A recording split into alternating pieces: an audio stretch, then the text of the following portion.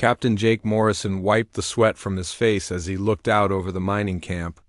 The red sun of Kepler 442b was setting behind the mountains, painting the sky in dark orange colors. 50 years had passed since the war ended. 50 years since humanity lost everything. The mining equipment made loud noises as it dug into the rocky ground.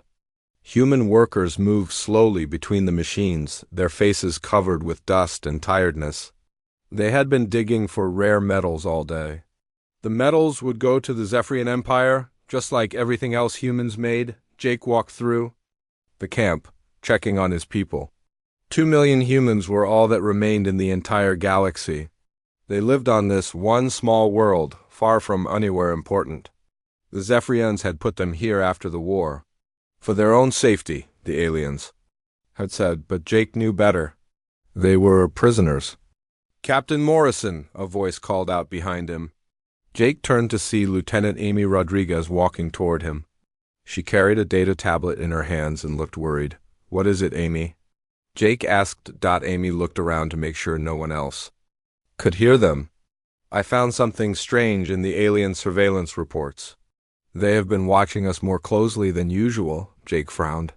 "The Zephyrians always watched the humans.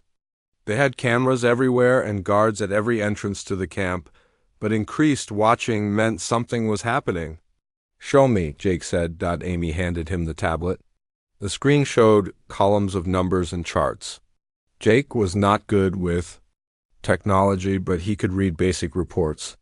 The data showed that Zephyrian scientists had been studying human behavior for months. They were especially interested in how humans solved problems during emergencies. "Why would they care about that?" Jake wondered out loud. "I don't know," Amy said, "but look at this part." She pointed to another section of the report. "They have been testing our responses to different crisis situations. Remember last month when the water system broke down?" Jake nodded. The water pumps had stopped working, and the camp would have died of thirst in 3 days. But the humans had worked together to fix the problem. They had used parts from old mining equipment and created a new pump system in just 2 days. "The breakdown was not an accident," Amy said quietly. "The Zephyrians caused it on purpose. They wanted to see what we would do." Jake felt anger rise in his chest.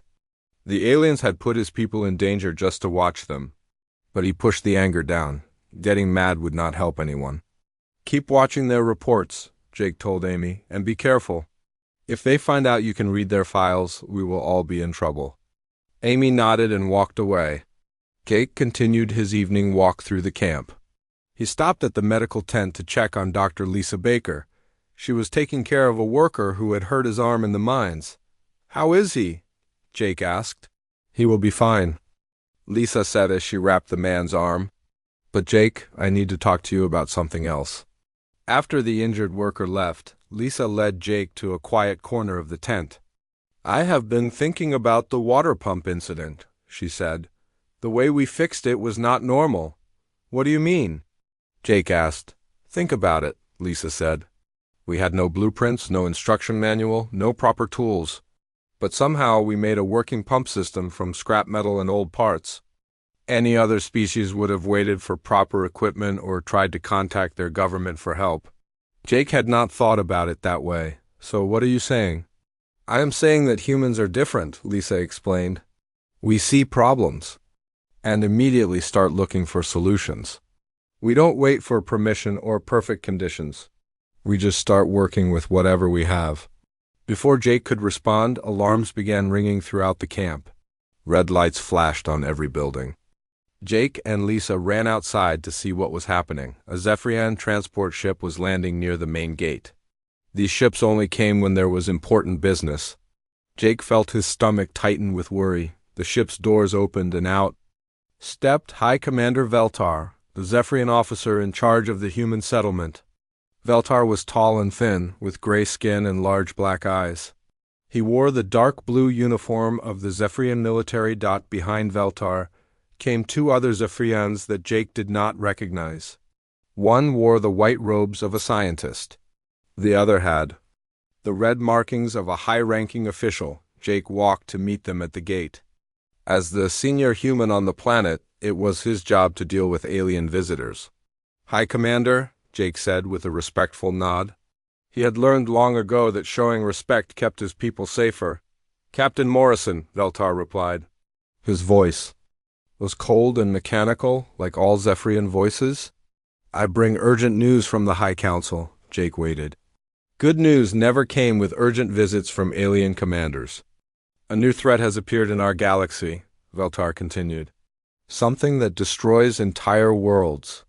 Our scientists call it the Void Plague." The Zephyrian in white robes stepped forward. "I am Chief Science Advisor Kethron," he said. "3 of our worlds have already been consumed by this plague. Billions of lives have been lost." Jake felt confused. Why were they telling him this? Humans had no power in the galaxy. They could not fight alien threats or help with galactic problems. "Why are you here?" Jake asked. Veltar's black eyes stared at Jake for a long moment. "Because our most advanced computers cannot understand this threat. Our greatest minds cannot find a solution. And our military cannot fight an enemy that follows no known rules." Kethron added, "We have studied your species for 50 years. Humans think differently than we do. Where we see chaos, you see patterns. Where we see impossible problems, you find unexpected answers." Jake began to understand. The Zephyrians were scared. For the first time since he had known them, the mighty alien empire was facing something they could not control. "We need your help," Veltar said. And Jake could hear how much those words hurt the proud alien commander to say. Jake looked back at his camp, where 2 million humans lived under alien rule. They had been beaten, conquered, and treated like children for 50 years. Now their former enemies were asking for help. "What kind of help?" Jake asked. "We want some of your people to work with our scientists," Kethron explained. "To study this plague and find a way to stop it," Jake thought carefully. This could be a trap, or it could be the chance his people had been waiting for. Either way, he had to protect the humans under his command. "I will need to think about it," Jake said. Veltar nodded. "You have 1 day to decide. The plague moves fast, and time is running out for all of us." The Zephyrians returned to their ship and flew away, leaving Jake standing at the camp gate. The implications of their visit would change everything. The aliens who had once ruled through fear and strength were now desperate enough to ask their former enemies for help. Jake walked back into the camp, knowing that the next day would bring a decision that could save or destroy what remained of humanity. 6 months had passed since Jake Morrison made his decision.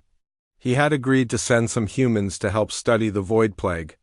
Now he stood in the camp's communication center, listening to reports that made his blood run cold. "Another world gone," Amy Rodriguez said as she read the latest message. "That makes 12 Zephyrian planets consumed in the last month alone." Jake stared at the star map on the wall. Red marks showed where the plague had struck. The red area was growing bigger every day, spreading toward the center of Zephyrian space like a disease. Dr. Lisa Baker sat at a computer terminal, studying the data they had received from the Zephyrian research stations. She had been working on the plague problem since the first human volunteers left for alien laboratories. "Jake, come look at this," Lisa called out. "I think I found something important." Jake walked over to Lisa's computer. The screen showed a map of the galaxy with the plague's movement marked in different colors. "See how it moves?" Lisa pointed to the patterns on the screen. "It's not random. The plague hits the most advanced worlds first, then moves to smaller planets." Jake studied the map. Lisa was right. The plague had started by destroying major Zephyrian industrial worlds, places with the most technology and largest populations. "It's like it can sense how developed a world is," Lisa continued. "High technology seems to attract it." Amy looked up from her communication station. "That would explain why it hasn't come here yet. We have the oldest, most basic equipment in the galaxy." Jake felt a chill. If Lisa was correct, then their primitive conditions might be the only thing keeping them alive. The communication system made a beeping sound. A message was coming through from the Zephyrian research station where human volunteers were working. Jake recognized the voice of Ben Collins, one of the engineers they had sent. "This is Ben calling from Research Station." "Omega," the voice said through static. "Jake, you need to hear this. The aliens are panicking." Jake pressed the communication button. "Ben, this is Jake. What's happening there?" "The Zephyrians have tried everything," Ben's voice replied. "Their computers can process millions of calculations per second, but they can't understand the plague. Every time they think they have found a pattern, the plague changes its behavior." "What about our people?" Jake asked. "How are Kate and the others doing?" "That's the interesting part," Ben said. Kate Sullivan figured out something the alien scientists missed. "She thinks the plague is alive," Jake frowned. "What do you mean, alive?" "Not alive like a plant or animal," Ben explained. "But alive like it thinks and makes decisions. Kate says it learns from each world it destroys and becomes smarter." Lisa leaned closer to the communication device. "Ben, this is Lisa. Have you been able to work with the Zephyrian scientists?" "Yes, and that's another strange thing," Ben replied. "They are treating us like equals now. Commander Veltar even asked for my opinion yesterday. 6 months ago. He would not have looked at me." Jake understood what Ben meant. The desperate situation was forcing the aliens to see humans differently. Fear was breaking down the barriers that had existed since the war. "Then I want you and the others to be careful," Jake said. "Don't trust them completely. This could still be some kind of test." "I don't think so, Jake," Ben replied. "You should see how scared they are." Yesterday, one of their science advisors told Kate that they might have to evacuate their home world. The communication ended, leaving Jake, Amy, and Lisa alone with troubling thoughts. If the mighty Zephyrian Empire was considering evacuation, the situation was worse than anyone had imagined. "Jake," Amy said quietly, "what if we can't stop this plague? What if it eventually reaches us here?" Jake looked at the star map again. The red marks seemed to be staring back at him like hungry eyes. "Then we do what humans have always done. We adapt and survive." Lisa stood up from her computer. "There's something else I want to show you both." She led them to another terminal and brought up a different set of data. "I've been comparing how the plague affects different species," Lisa explained. "Look at these survival rates." The screen showed statistics that made Jake's heart beat faster. When the plague hit worlds with mixed populations, humans had a much higher survival rate than other species. "Why?" Amy asked. "I'm not sure yet," Lisa admitted. "But it's like humans are naturally more resistant to whatever the plague does to living beings." Jake studied the numbers. The pattern was clear but puzzling. Humans were not stronger or smarter than most alien species, so why would they survive better? "Maybe it's because we're unpredictable," Jake suggested. "You said the plague learns from its victims. Maybe it has trouble learning from us because we don't think like other species." Before Lisa could respond, the communication system activated. Again, this time it was Kate Sullivan calling from the research station. "Jake, we have an emergency here." Kate's voice was filled with excitement and fear. "The plague just hit a world only 2 systems away from the research station." "Are you in danger?" Jake asked immediately. "Not yet, but that's not why I'm calling," Kate replied. "Jake, I was right about the plague being alive. We watched it destroy the planet, and it definitely makes intelligent decisions." "What kind of decisions?" Lisa asked. "It avoided areas with chaotic energy patterns," Kate explained. "Places where the planetary magnetic field was unstable, or where there were random electrical storms. It's like the plague doesn't like disorder." Jake felt pieces of a puzzle clicking together in his mind. The plague preferred order and predictability. It attacked the most organized, technological worlds first. It learned from its victims and became more efficient. "Kate, this is important," Jake said. "Do you think the plague could be confused by something truly random and chaotic?" "Maybe," Kate replied. "Why?" "Because chaos is something humans are very good at," Jake said with a grim smile. The next few days brought more disturbing news. The plague was accelerating its attacks, consuming worlds faster than ever before. Zephyrian fleets tried to evacuate populations, but there was nowhere safe to run. Jake made a decision that would have been impossible 6 months earlier. He sent a message directly to High Commander Veltar, bypassing all normal protocol. "Commander, this is Jake Morrison," he said into the communication device. "I want to bring more humans to your research stations. We might have ideas that your scientists haven't considered." The reply came back within hours. "Captain Morrison, we accept. Your offer, send as many of your people as you can spare. We are running out of time and options." Jake looked around the mining camp that had been humanity's prison for 50 years. Now it might become their launching point for saving the galaxy. "Amy, Lisa," he called to his officers, "start preparing volunteer lists. We're going to help them fight this plague." "Do you really think we can make a difference?" Amy asked. Jake watched the red sun setting over the mountains of their exile world. "Amy, for 50 years we've been told that humans are primitive and useless. Maybe it's time to find out if being primitive is actually an advantage." That night, Jake stood outside his quarters and looked up at the stars. Somewhere out there, a cosmic horror was destroying entire civilizations. But for the first time since the war ended, humans had a chance to prove their worth. The species that had once conquered them now needed them to survive. Jake smiled grimly at the irony. Sometimes the galaxy's greatest strength came from its most unexpected places. As he prepared for sleep, Jake wondered if humanity was about to discover that their supposed weaknesses were actually their greatest weapons against an enemy that fed on order and predictability. The Zephyrian research station looked like a metal city floating in space. Jake Morrison pressed his face against the transport ship window as they approached. He had never seen anything so large and complex. "First time off your world in 50 years?" asked the Zephyrian pilot. "Yes," Jake replied. The pilot's tone was different from what he remembered.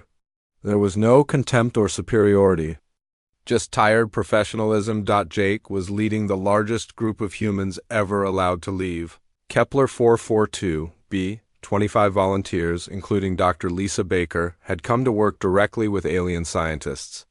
The situation was desperate enough that the Zephyrians had abandoned most of their usual restrictions when the transport docked.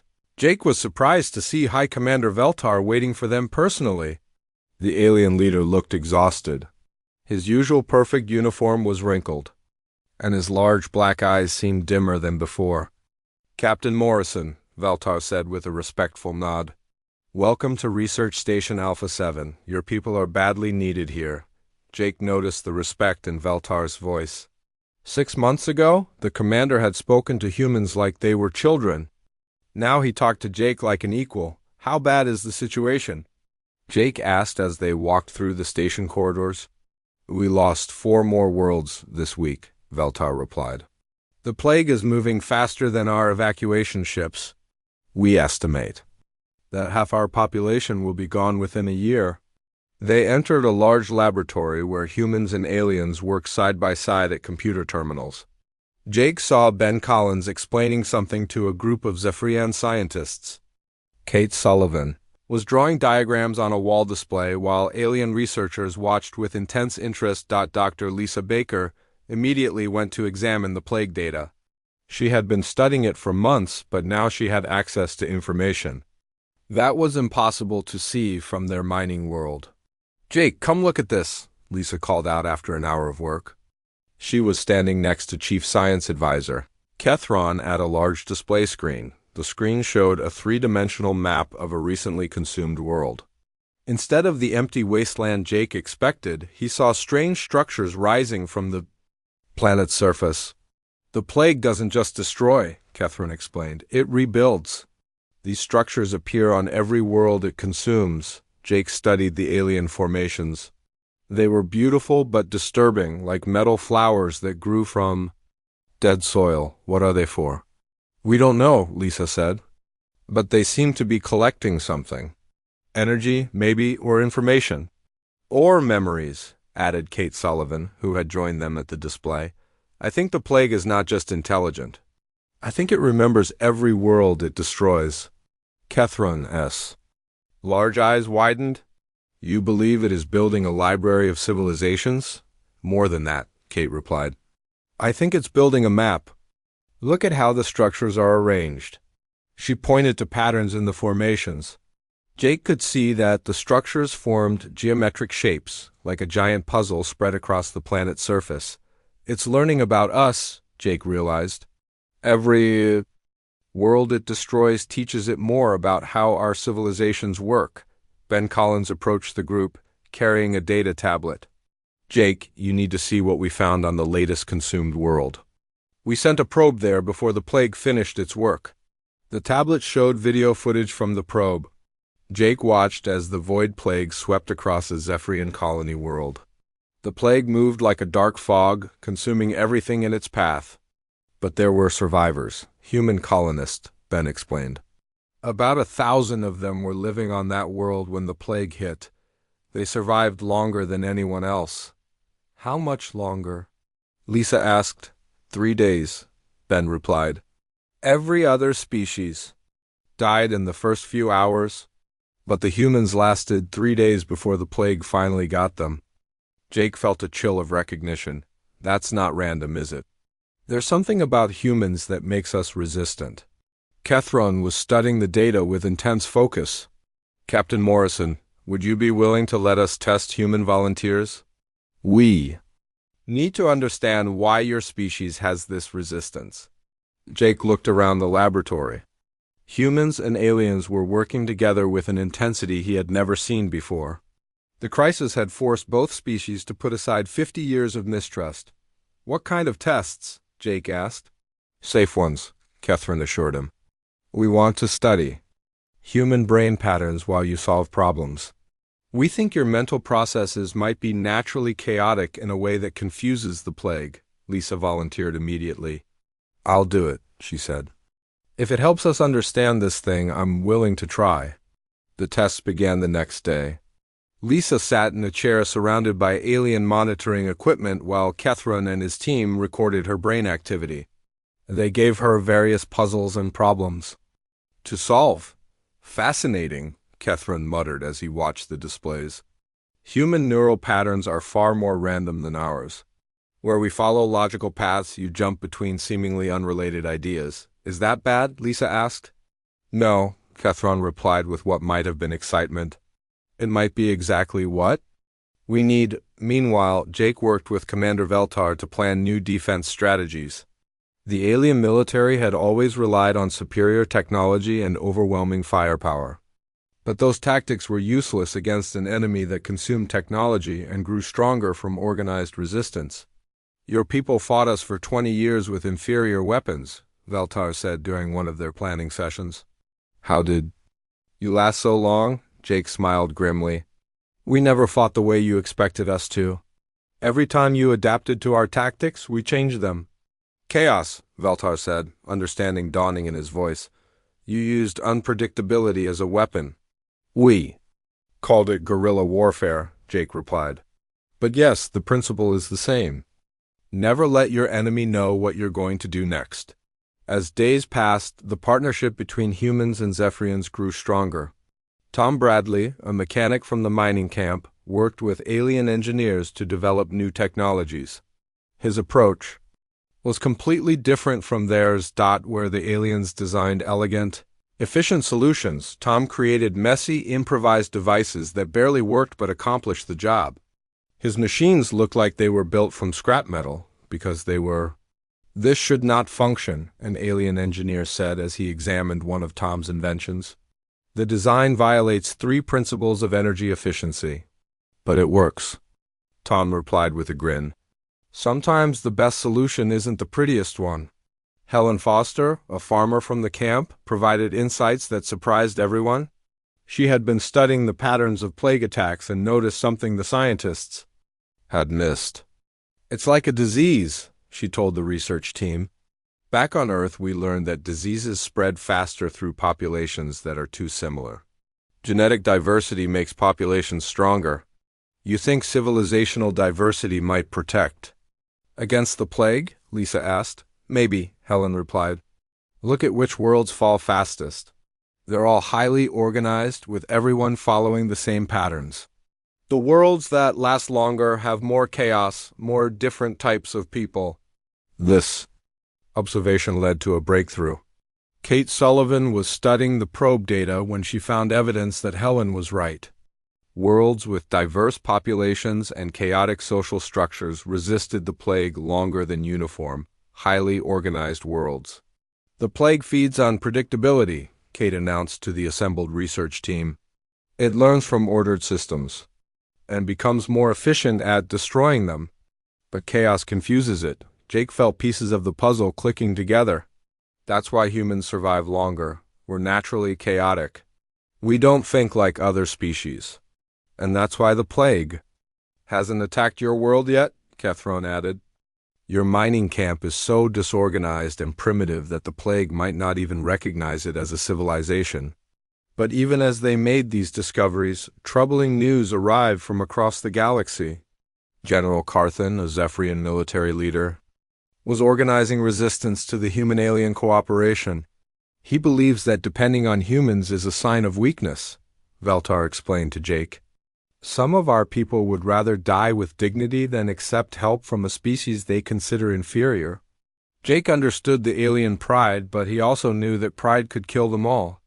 What are you going to do about him? For now, nothing, Veltar replied. But if he interferes with our research, I will stop him. That night, Jake stood in the observation deck of the research station, looking out at the stars. Amy Rodriguez joined him, carrying 2 cups of coffee. Thinking about home? She asked. Thinking about how everything has changed, Jake replied. 6 months ago, we were prisoners. Now we might be the key to saving the galaxy, Amy sipped her coffee. Do you think we can really stop this plague? Jake watched a Zephyrian patrol ship pass by the station. Inside that ship, aliens who had once considered humans worthless were now trusting human advisors with their lives. I don't know if we can stop it, Jake said honestly. But I know we're going to try. And for the first time in 50 years, we're not trying alone. The next morning brought news that would test everything they had learned. The Void Plague had changed course and was heading directly toward the research station. They had perhaps days before it arrived. The greatest test of human-alien cooperation was about to begin. The research station shook as another Zephyrian evacuation ship launched toward safety. Jake Morrison stood in the command center, watching the organized retreat with mixed feelings. Most of the alien scientists were leaving, but he and his human team had chosen to stay. Are you sure about this? High Commander Veltar asked Jake for the 3rd time. The plague will reach this system in 18 hours. Everyone else is evacuating. We're sure, Jake replied, looking around at the 20 humans who had volunteered to remain. If our theory is right, running away won't solve anything. We need to test our ideas while we still can. Dr. Lisa Baker was working frantically at her computer terminal. She had been studying the plague's approach for hours, tracking its movement through space. Jake, I need to show you something, she called out. Jake walked over to Lisa's station. The screen showed the plague moving toward them like a dark cloud between the stars. But this time it was different. It's not consuming everything in its path, Lisa explained. Look at how it moves around certain areas. Jake studied the display. Lisa was right. The plague avoided regions of space with high electromagnetic chaos. Areas where solar storms and cosmic radiation created unpredictable energy patterns. It really does avoid disorder, Jake realized. Kate was right from the beginning. Kate Sullivan looked up from her own workstation. I've been running calculations all night. If we can create enough chaos around this station, we might be able to hide from the plague. Hide how? Veltar asked. Ben Collins stepped forward, carrying a data tablet covered with rough sketches and calculations. We build chaos generators, devices that create random energy fields around the station. The alien commander looked skeptical. Our shields are designed for maximum efficiency and stability. You want to do the opposite? Exactly, Ben replied with a grin. We want to make this station look like a cosmic storm instead of an organized facility. Tom Bradley joined the conversation, wiping grease from his hands. He had been working in the station's engineering section all night.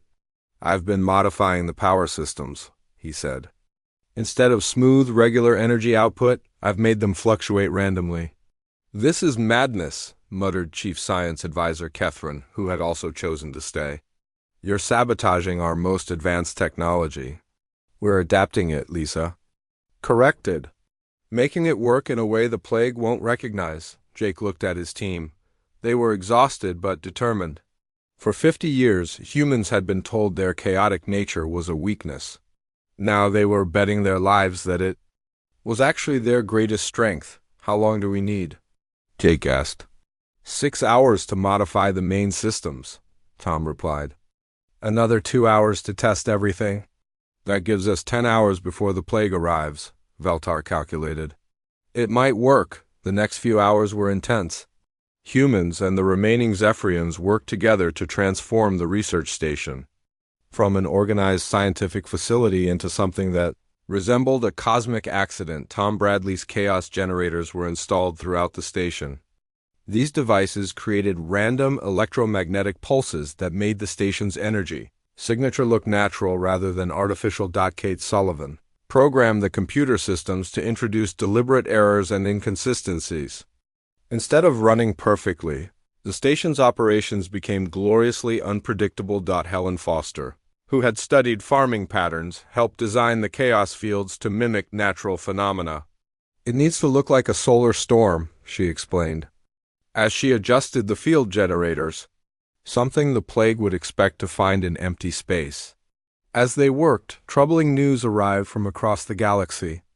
General Carthan had launched his coup against the Zephyrian government. He was using the crisis to seize power, claiming that cooperation with humans was treason. He's attacking evacuation ships, Veltar reported grimly. Any ship carrying human advisors is being fired upon. Jake felt anger rise in his chest. People were dying because of alien pride and politics. But he pushed the anger down and focused on the work. They had a plague to stop. Commander, Jake said to Veltar, you should leave with the next evacuation ship. If Carthan wins his coup, you'll be considered a traitor for working with us. Veltar's large black eyes met Jake's. Captain Morrison, 50 years ago I was one of the officers who conquered your people. I believed humans were inferior and dangerous. I was wrong about the dangerous part. Jake almost smiled at the alien's attempt at humor. What changed your mind? Watching your people work, Veltar replied. You don't just solve problems. You solve problems that shouldn't have solutions. You find ways where there are no ways. 2 hours before the plague's arrival, Amy Rodriguez detected ships approaching the station. But these weren't evacuation vessels. They were Carthan's military forces.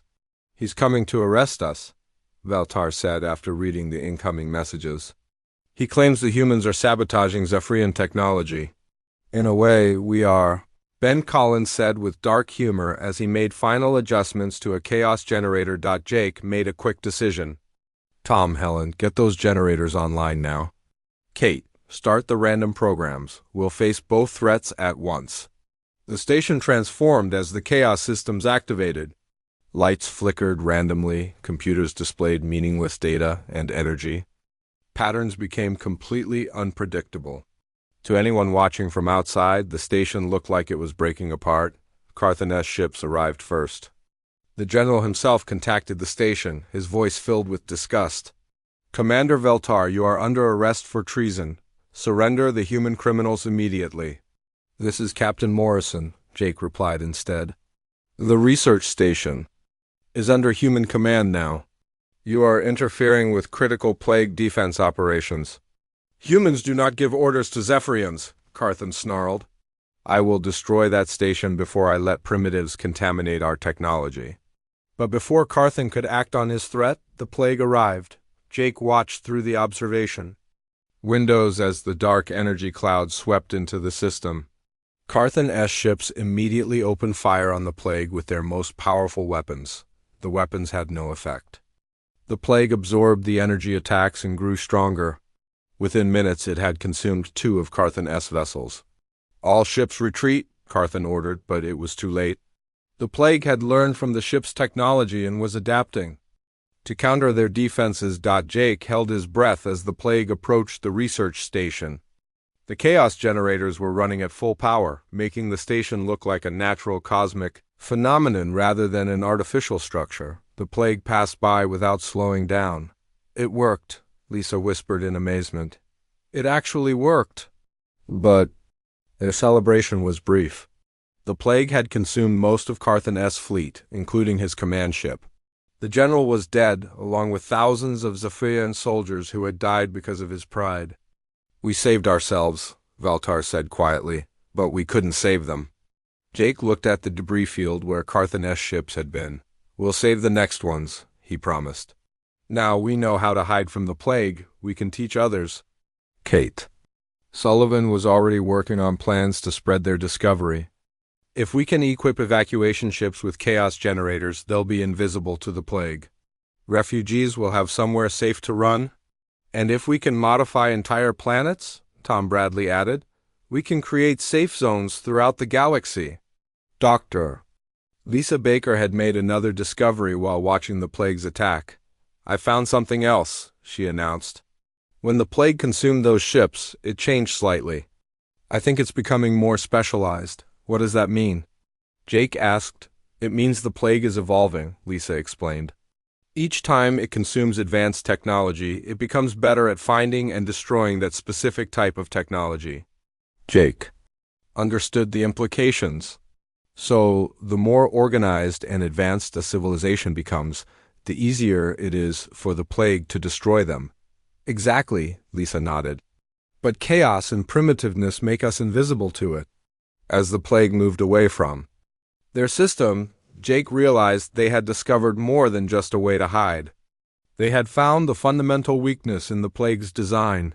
The cosmic horror that had terrorized the galaxy for months was actually vulnerable to the one thing that every advanced civilization tried to eliminate: chaos, disorder, and unpredictability. And humans, the species everyone considered primitive and disorganized, were naturally immune to the plague's influence. Commander Veltar, Jake said with growing confidence, I think it's time to contact your High Council. We have a galaxy to save. For the first time since the plague appeared, Jake felt hope. The solution wouldn't come from advanced technology or superior firepower. It would come from embracing the chaos that made humanity unique. The species that had once been conquered by alien superiority was about to become the key to the galaxy's survival. 2 years had passed since the breakthrough at Research Station Alpha 7. Jake Morrison stood on the bridge of the GCS Resilience, humanity's first independent starship in 50 years. Through the viewing windows, he could see the rebuilt world of New Kepler, where their old mining camp had grown into a thriving city. Captain, we're receiving confirmation from the Outer Rim, reported Lieutenant Amy Rodriguez from her communication station. The Chaos Field Network is fully operational. The plague hasn't advanced beyond the containment zone in 6 months. Jake nodded with satisfaction. The galaxy-wide network of chaos generators had finally stopped the Void Plague's expansion. Hundreds of worlds were now protected by the same technology that had saved their research station. Dr. Lisa Baker entered the bridge carrying a data tablet. She had been promoted to director of the Galactic Xenological Research Institute, but she still wore the simple work clothes of a frontier doctor.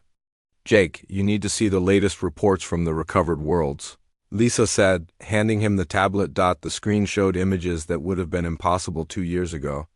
On dozens of planets, humans and aliens worked side by side to rebuild civilizations that the plague had damaged. The recovery efforts used hybrid technologies that combined alien efficiency with human creativity. Tom Bradley's workshops are operating on 47 worlds now, Lisa reported. His improvised technology designs have become standard equipment for reconstruction teams. Jake smiled as he thought about the former mining camp mechanic. Tom had become famous throughout the galaxy for building functional devices from scrap materials. His motto, sometimes the best solution isn't the prettiest one, was now taught in alien engineering schools and Helen Foster's agricultural innovations. Jake asked. Her crop rotation systems have restored food production on 32 plague-damaged worlds, Amy replied. Turns out that chaotic, diverse farming methods work better than organized monocultures, especially on recovering planets. The bridge doors opened and High Commander Veltar entered. He wore a new uniform that showed his position as co-director of Galactic Defense. The old Zephyrian military hierarchy had been completely restructured after Carthan S. failed coup. "Captain Morrison," Veltar said with a respectful nod. "The Galactic Council meeting is ready to begin." Jake followed Veltar to the ship's communication center. The main screen showed representatives from dozens of species, all participating in the new galactic cooperative that had replaced the old Zephyrian Empire. "The containment is holding," reported Chief Science Advisor Kethrin, who now worked closely with human researchers. "But we have detected troubling signs from beyond the plague zone." "What kind of signs?" asked a representative from the Altarian Republic. Kate Sullivan appeared on screen from her research station.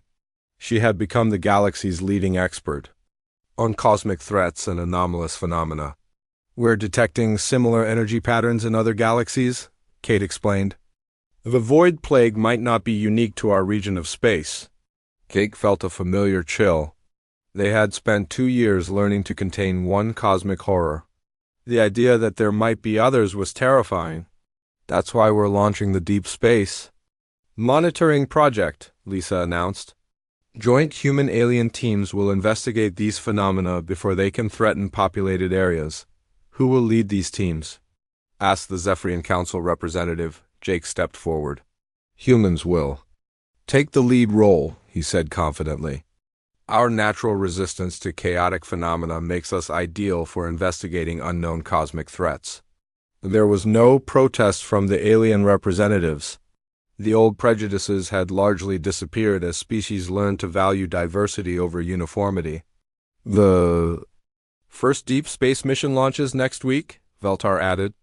"Captain Morrison will command the expedition ship." After the meeting ended, Jake walked through the corridors of New Kepler's orbital station. The station was a perfect example of the new galaxy's cooperative spirit. Human chaos generators protected alien technology. While alien computers processed human intuitive insights, he stopped at the memorial wall, where names of those lost to the plague were engraved in multiple languages. General Carthan S. name was there too, despite his opposition to human cooperation. Even proud enemies deserved to be remembered. "Thinking about the old days?" asked Amy, who had joined him at the memorial. "Thinking about how much has changed," Jake replied. 2 years ago, we were prisoners on a mining world. Now we're leading galactic exploration missions. Do you miss the simplicity of it?" Amy asked. "When our biggest worry was meeting the daily mining quota?" Jake considered the question. Life had certainly been simpler when humans were powerless, but it had also been hopeless. "No," he said finally. "I'd rather face cosmic horrors as free people than live safely as prisoners." They were interrupted by Ben Collins, who came running down the corridor with obvious excitement. "Jake, you have to see what we found in the old plague data," Ben said breathlessly. "Kate and I were analyzing the structures the plague left behind, and we discovered something incredible." Jake followed Ben to a nearby research lab, where Kate Sullivan was waiting with a holographic display showing the mysterious formations the plague had built on consumed worlds. "We finally figured out what these structures are for," Kate announced. "They're not just collecting energy or information. They're communication devices." "Communication with what?" Jake asked. "With whatever created the plague," Ben replied. "Jake, the void plague isn't a natural phenomenon. It was built by some other intelligence." Jake stared at the holographic structures, feeling pieces of a larger puzzle clicking into place. "You mean the plague is a weapon? Or a tool?" "Corrected. Something designed to study and catalog different civilizations. The structures are transmitting everything the plague learned back to its creators." "Where?" Amy asked. Kate manipulated the holographic display, showing communication signals extending beyond the galaxy's edge.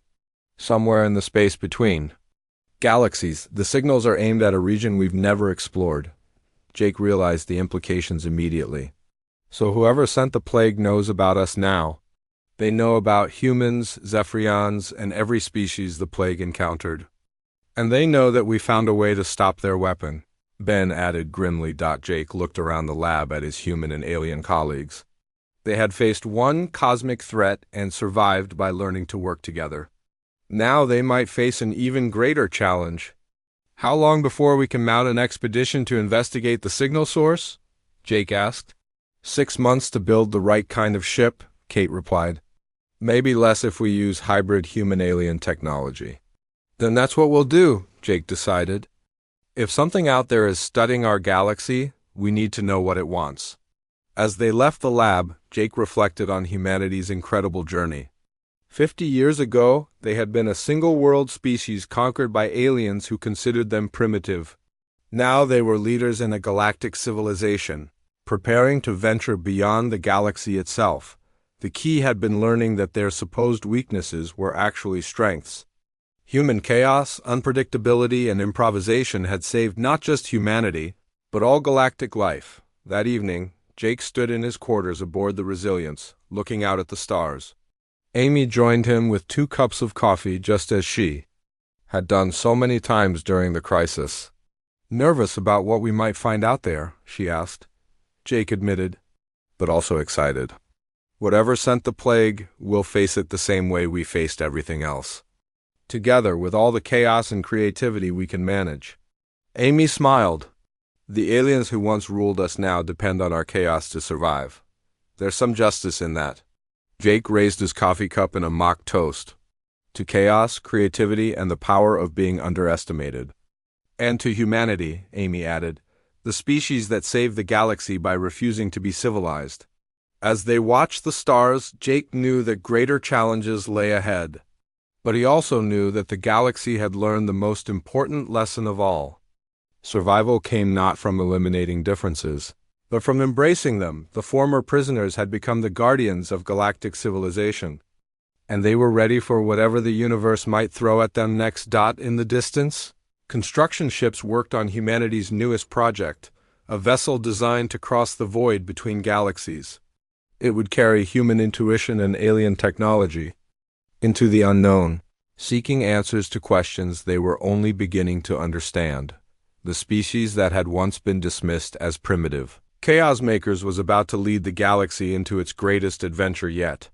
And Jake Morrison, former mining camp supervisor, would be at the front of that expedition, proving once again that humanity's greatest strength lay in the courage to face the impossible. The new galaxy had learned to value the power of organized chaos, and humanity had finally found its place among the stars.